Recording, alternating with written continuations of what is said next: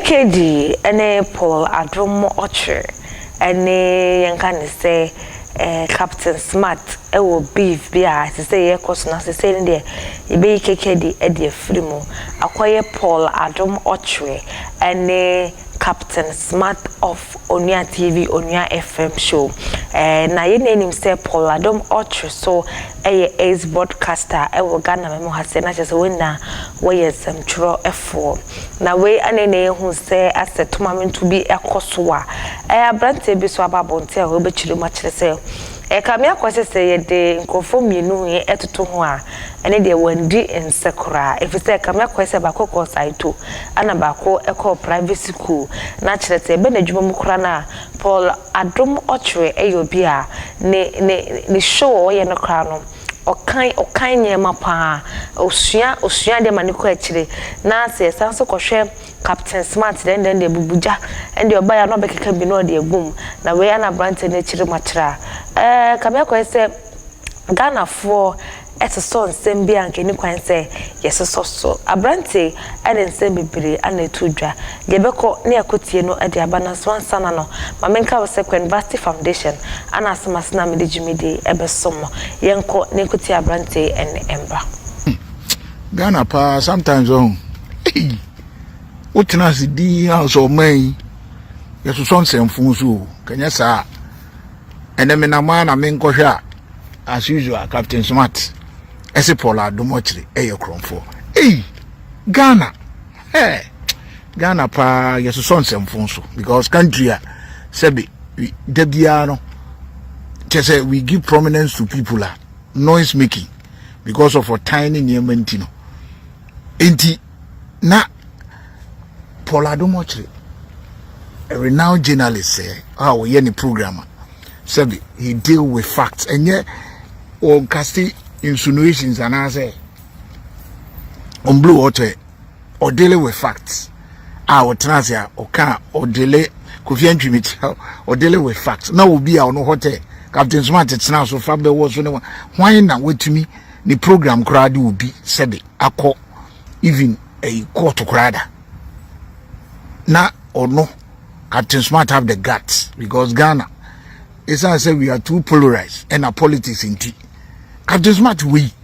already Abuche country ben mo amuti Abuche am support to Captain Smart. Which country even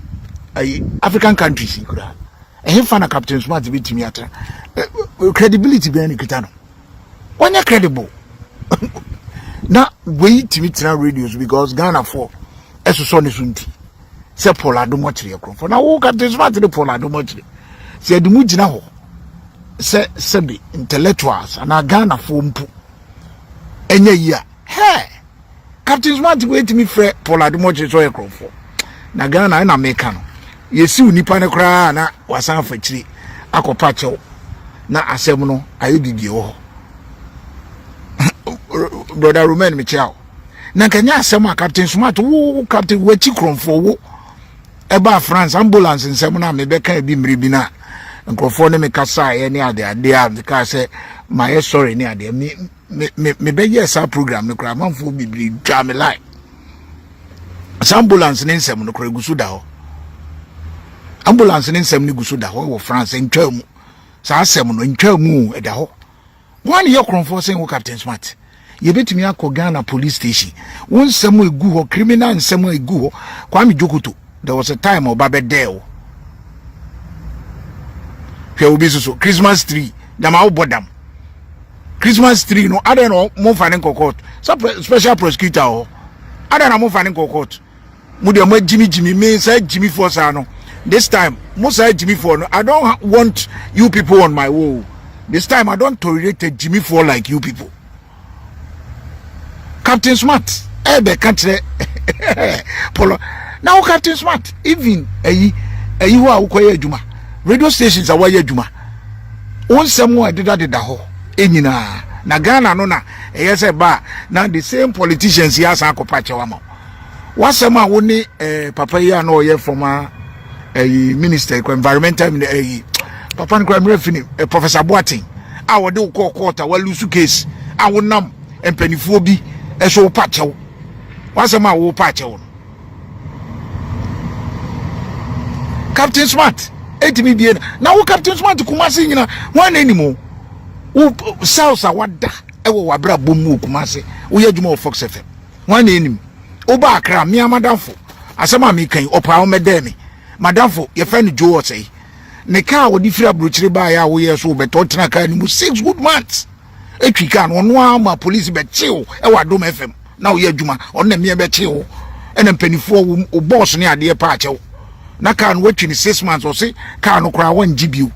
aza wo di aye nkrofo e wo Ghana na Ghana ne so nsemfo so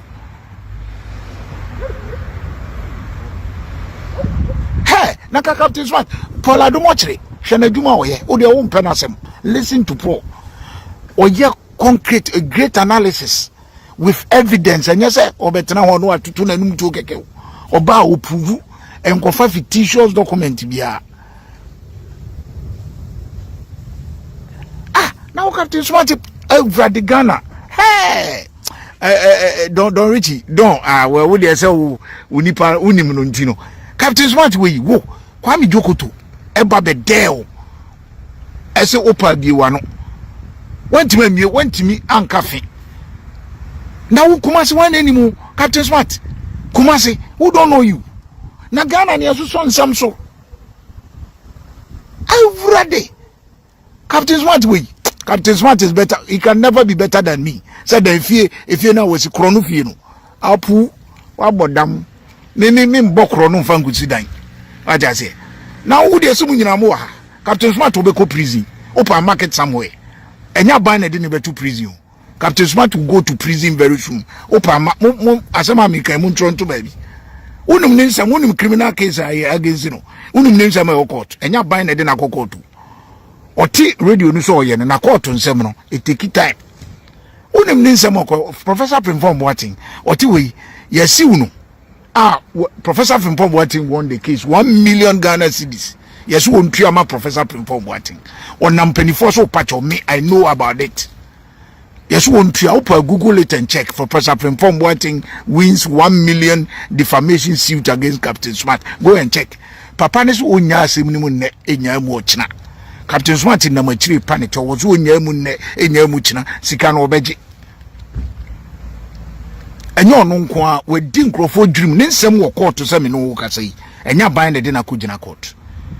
na wo records opa what time monko bisa mra wo ye djuma wa dom how many times ye ba be che no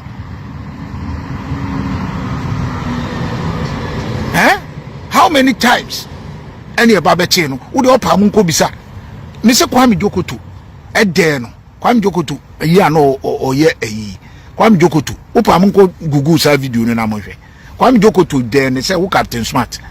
opa yenko police stations ahoro criminal case me say opa Ghana criminal cases are Captain Smart no radio presenter and criminal cases hanging on in the neck like Captain Smart and nya ban na de ne kokoto enkrofo a wo bu o mafaso me nipa bi jo ye fa ni jo Mr. Joe no wo Holland ha say wakotena America ne car wo di free akọ Captain Smart so obeto e bi so ti radio sunti papa ne gini die na ode man no o twika no 6 good months papa ne call Ghana twice no ma police ko che no ansa na ne nkrofo car no kra na e de ma papa ne so onjika ne bio obeji ni sika